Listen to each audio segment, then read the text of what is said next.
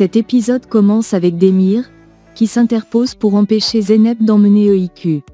Djemal, persuadé d'être le père biologique de la petite, tente de provoquer une bagarre avec Demir.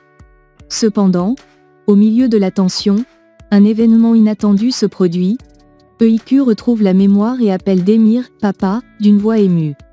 Zeynep essaie toujours de prendre EIQ, mais la petite s'agrippe fermement à son père et lui demande, confus, ce que ces gens font là.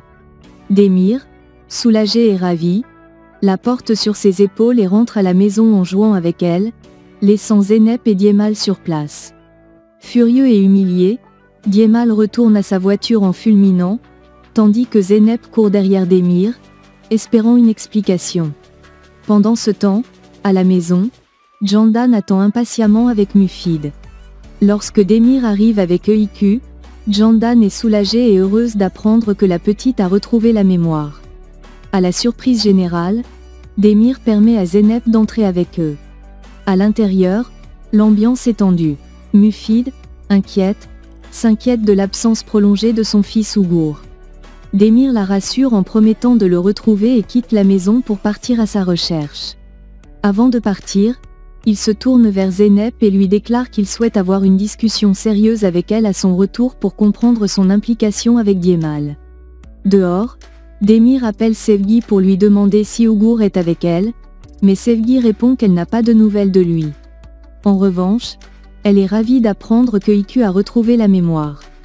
Après l'appel, Demir continue de se demander où son ami peut bien être. Pendant ce temps, la scène montre Ougour, étendu au sol dans une brousse, visiblement blessé et inconscient. À la maison, Zeynep tente de rassurer EIQ en lui expliquant qu'elle était simplement partie en voyage et qu'elle lui avait beaucoup manqué. Cependant, Mufid lui reproche vivement d'avoir abandonné la petite. Cela fait pleurer EIQ, qui confie à sa tante que sans son père, elle serait à la rue. Zeynep, blessée par les reproches de Mufid, s'énerve et décide de partir. Cependant, Candan intervient pour la retenir, rappelant que Demir veut lui parler avant qu'elle ne parte. Zeynep, excédée, insiste pour partir malgré tout. Avant de sortir, Candan la met en garde contre toute collaboration avec Djemal. Une fois dehors, Zeynep appelle immédiatement Djemal pour lui dire qu'elle arrive. De son côté, Demir continue de chercher Ougour en vain, revisitant tous les endroits où son ami a l'habitude de traîner. Pendant ce temps, à la maison, Candan et EIQ préparent des macaronis ensemble. La petite, visiblement préoccupée, demande tristement à Candan si sa tante Zeynep va la récupérer. Elle ajoute qu'elle ne veut pas partir avec elle. Pendant ce moment de complicité, Demir appelle Candan pour demander des nouvelles de EIQ. Rassurée, elle lui répond que la petite va bien, mais lui annonce également que Zeynep a quitté la maison. Cela provoque la colère de Demir, qui continue ses recherches pour retrouver Ougour. Dans la brousse, Ougour reprend lentement connaissance. Désorienté, il se demande ce qu'il fait là. Lorsqu'il tente de se lever, il découvre qu'il a une douleur intense à la jambe, qui l'empêche de marcher. Effrayé à l'idée qu'une bête sauvage puisse l'attaquer, il reste immobile, cherchant de l'aide. Un camion passe à proximité, et Ougour parvient à attirer l'attention de la conductrice. Une femme descend du véhicule et vient l'aider à se relever, puis à monter dans le camion.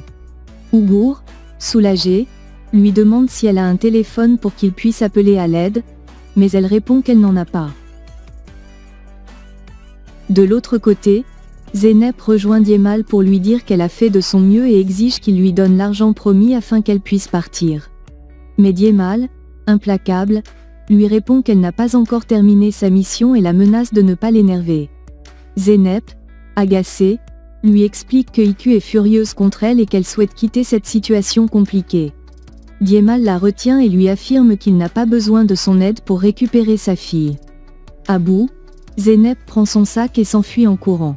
Furieux, Djemal la suit, criant qu'elle paiera pour son comportement, mais Zeynep continue de s'éloigner rapidement.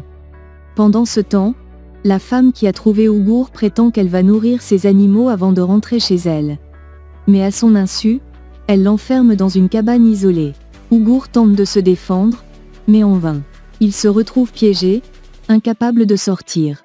Le soir venu, Demir rentre à la maison, visiblement épuisé. Candan lui demande s'il a retrouvé Uyghur, mais il répond négativement, le visage sombre. Après avoir mangé, il accompagne Öykü pour l'aider à s'endormir. La petite, soudainement émotive, lui confie qu'elle a l'impression qu'il lui manque, même quand il est à ses côtés.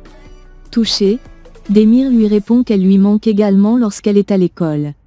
Öykü, attendrie, lui déclare son amour et lui fait des bisous.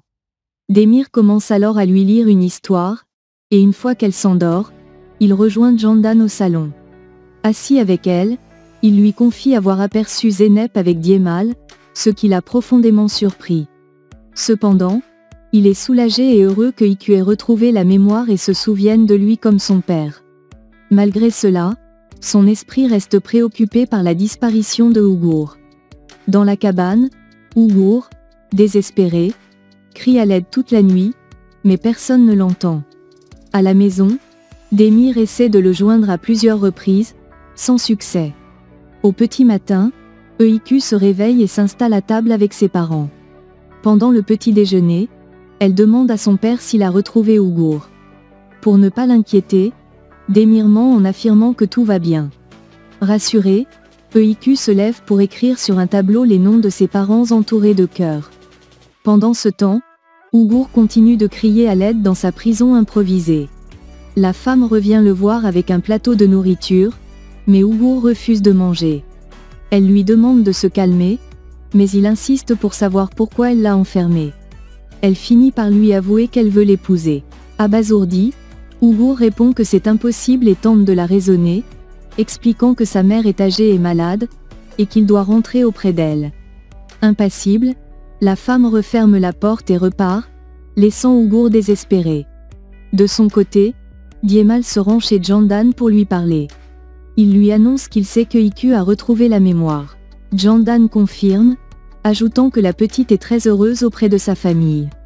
Djemal, avec un sourire cruel, lui dit qu'il est désolé, mais qu'il compte briser ce moment de bonheur.